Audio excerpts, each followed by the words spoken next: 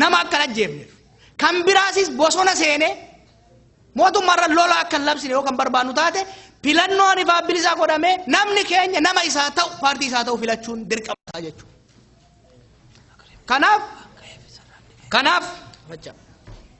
Kanaaf nageenya Oromiyaa keessaa eegsisuufillee nageenya ummata keenyaa eegsisuufillee wanni guddaan filannoo kanarratti warri nagayaan barbaanne filannoo kana keessatti mo'achuu hin danda'an jechuudha. Nageenya akka ajandaatitti.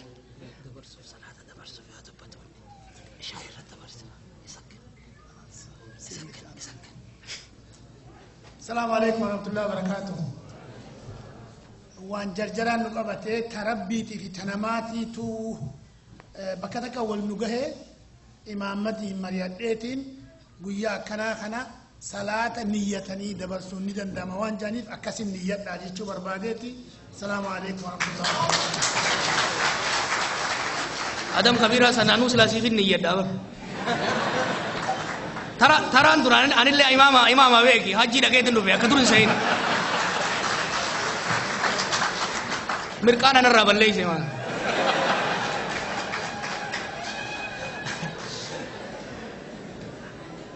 خناف وفي نقول شوفيس مسوما فيس نجينيا فيس يروح الراتي إثيوبيا كيسة تركوا نجينيا قد دجر والشكي قد دجر والتجار فنا قد دجر أوروميا كيسس Oromiyaa fi kanneen biroo keessas rakkoon jira. Dhagaa isinitti nima. Rakkoon nageenya naannolee jidduu jiru. Gartuulee sabaa jidduu jiru maddi isaa Finfinneedha. Maddi isaa hoggansa siyaasaati. Hoggansa siyaasaatitu akka kaleessaatitti waan Harree Sillaasee irraa dargurraa fi Mallasa irraa dhaale xiloo maalafitti amanee waan deemaa jiruufi. Nagaya, nubi manni Amara, naga waliin qabnu waliin jiran. Hoggansa isaanii wajjin wal mormii ideoloojii garaagaraa qabnu. Ideoloojii wal nu lolchiisu miti garuu.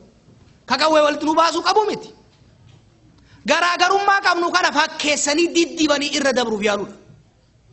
Garaagarummaa waan qabnuuf ummata waggaa dheeraadhaaf wal cinaa jiruuf daangaa dheeraa waliin qabuuf wal keessa jiraatu waan ta'eef humna gurguddaan lama gaanfa Afrikaa jiru waan ta'eef akkuma yeroo adda addaa jeetti hariiroon Amaaraaf Oromoo fafakkeessaanis addaan dhibuunis hin furamtu.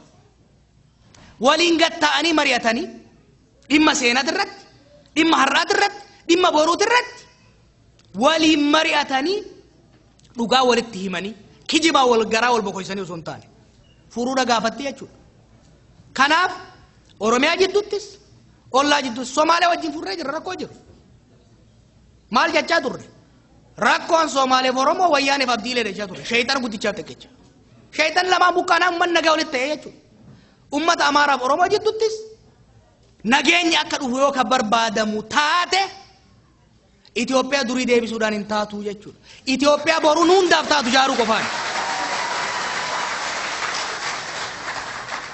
Kaleessa bifa adda addaan namni ol madeessee jira. Tokko cunqurfameera. Tokko maqaa isaatiin cunqursaan aangoorra tureera. Madaa kaleessaa san walitti tuttuquu osoo hin taane yoo danda'ame walii mari'atanii dhugaa walii galchanii dhiifama walii godhanii gara fuulduraa deemuudha.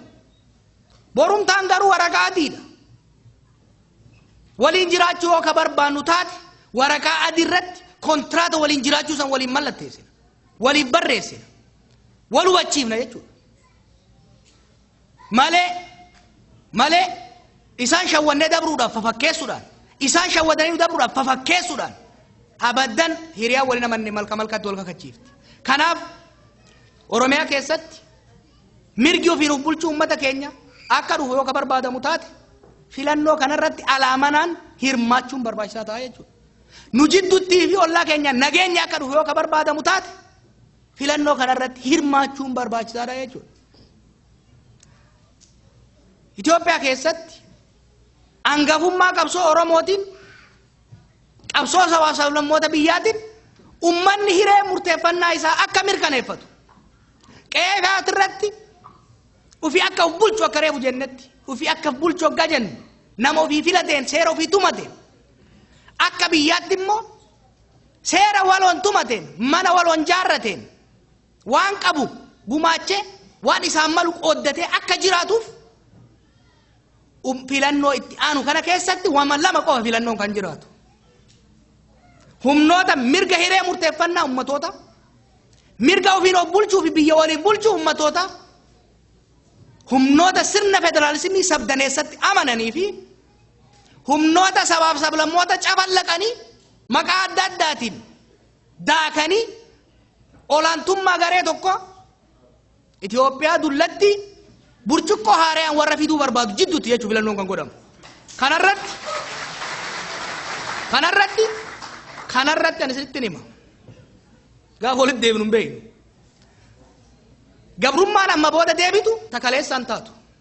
Cabni amma booda deebi'u ta amma boodaan taatu jechuudha. Kanaaf erga filannoodha jedhame.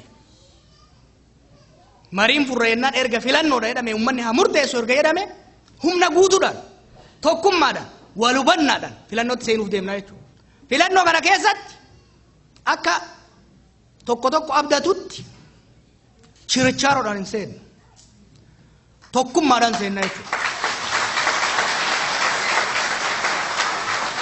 Dhaabni Oromoo jiru hundi hoggansi Oromoo jiru hundi dantaa Oromoo dursee wal kabajee qooda waliif kenne ejjennoon Oromoo waggaa 50 ittiin qabsaa ture ideoloojiin Oromoo kaleessa ittiin qabsaa ture kumaatamaan itti wareege suni riifarandamiidhaaf dhiyaata jechuudha filannoo kanarratti dogongora turre kaleessa gowwaa turre akraarii turre akka isaan jedhanitti ashabbaarii turre tiraayibalistii turre abbaabii turre moo sabboontota ka ofii kennuu didee ka ormaa kabaju turre filannoo kanarratti uummanni Oromoo murteessuu qaba jechuudha.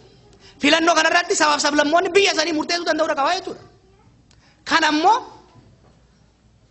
Kanammoo cal'ifnee ittiin deemu. Tarsiimoo lafa kaannee jirra jechuudha. Sirriitti itti qophoofnee jirra jechuudha.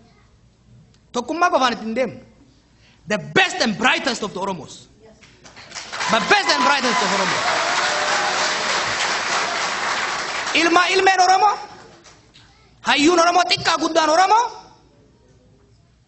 filannoo kana keessatti ni hirmaataa jechuudha. Dhugaa Oromoo arraba wal dhayaadhaan osoo hin ta'in, arraba kijibaatiif fakkeessuudhaan osoo hin ta'in, qoma dhayatee sirriitti bareechee firaa fi alagaaf illee ni ibsaa jechuudha.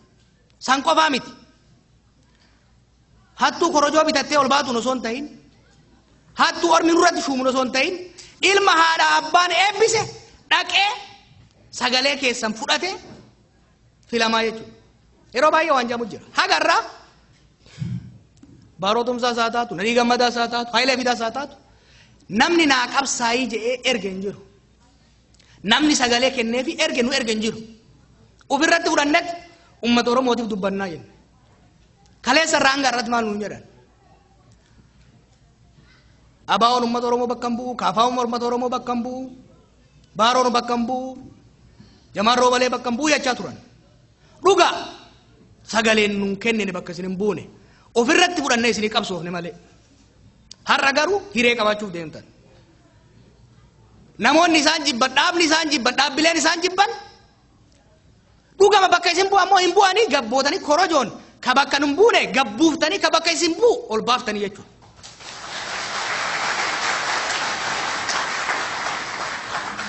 Har'a haga feenellee isiniif laalannu, haga feenellee jaalala isiniif qabnu. Hamma feenes dhugaa keessan beeynu bakka bu'ummaa keessan hin qabnu jechuudha. Uf bakka buufne malee isin bakka nun buufan. Filannoo itti aanu kanarratti nama isinii ta'u, ilaalcha isinii ta'u, ajandaa isinii ta'u, imaammata isinii ta'u bakka buufattan. Erga bakka nu buufattanii booda uf duuban laallu jechuudha. Nama tokkoof illee hin argamnu. Isiniif Rabbi qofaaf ergamna jechuu gaafas. Kanaaf ammoo qooma dhayanne daangaa keessan akka eegsifnuuf mirga keessan akka falminuuf imaammata keessan akka imaammata isiniif ta'u isinitti dhiyeessine hojiitti akka hiiknuuf humnaanis eebbaanis deeggarsaanis nama naa ta'a jettan bira dhaabbadhaa hin irraanfatina. Filannoon itti aanu kun jallannaan jallaatu sin bulcha. Ifii dadhabanii rabbis ormas hin sababan kanaaf oromoon ka biyya keessas kan biyya alaas jiru filannoodhaaf qophaa'a filannoon hanga dhufutti nagaa tasgabbeessuu barbaachisa sababa barbaaddatanii jeequmsa uumanii biyya akka hin diigneef ummanni keenya tasgabbaa'ee wallallaalee keessattuu qeerroon keenya hayyuun keenya ka ummata kana jaalattu dhaabattee paartiin kun kana balleesse abalu kana balleesse haga irraa ka jette ni gayaa jechuudha tolchite agarsiisuu danda'uu qabda aangoo qabachuudha qabda jechuudha aangoo qabachuu immoo ummata keessatti geessitee ummanni kee si muuduu danda'uudha qaba jechuudha warra siyaatan yaadni qabannee deemaa jirru kana yaadni qabannee deemaa jirru immoo qabatamatti oromiyaa keessatti hojiitti akka hiikamu ummanni keenya yeroo duraatiif qabsoo addaa waggaa 50 booda mootummaa ofii filateen seera ofii tumateen akka bulu Itoophiyaa keessatti sabab sablammoota ollaa jiraniin wal kabaje wal hubatee sirna federaalizimii sirna dimokiraatawaa of keessaa qabu nus isaanis ollaanis qe'ee ofii irratti of bulchee daangaa ofii irra waliin daldalee walakkaa biyyaatitti immoo biyya waliin bulchee ittiin jiraatu jaaruudhaaf duula eegallee jirra duula kana nu bira dhaabbadha nu cinaa dhaabbadha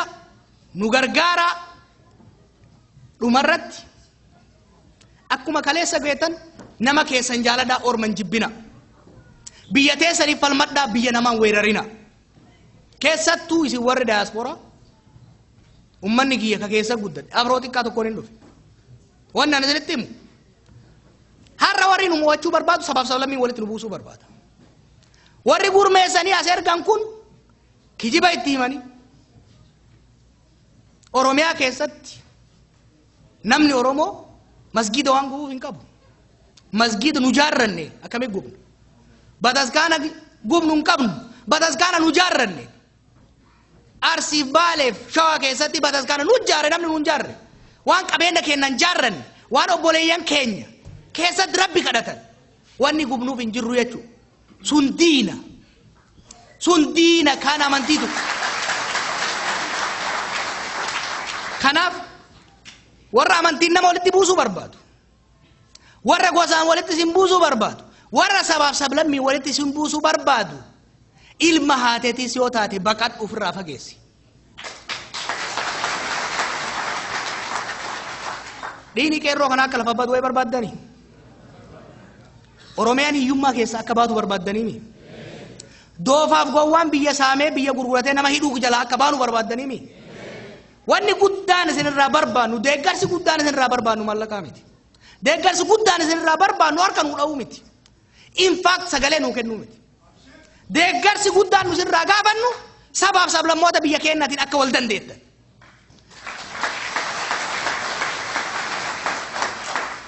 sabaaf sablammoota ummata naannoo keenya jiruun oromiyaan biyya sabaaf sablammootaati qe'ee oromoo haa taatu malee akka malee nutti galee nu waliin ka jiraatu miskiinni nu wajjin qotatu kan wajjin nagadatu ka har'aa gabuu yoo bule boru wajjin nyaatu ka irraa ergifannu irraa liqeeffannu waan nu godhe tokko hin qabu jechuudha zabana Hayila Sillaasee maqaa Amaaraatiin saamamaa turre zabana wayyaanee maqaa Tigreetiin saamamaa turre miskiinni Tigree garuu hiyyeessa nagayaan jiraata miskiinni Amaaraa garuu nagayaan nu wajjin jiraata nu ka qabsoofne miskiina irratti miti cunqurfamaa akka kenna irratti miti cunqursitoota maqaa sabaatiin gita jaarratanii ummata fixan waan taate wanni ani isinitti waa'ee waaddu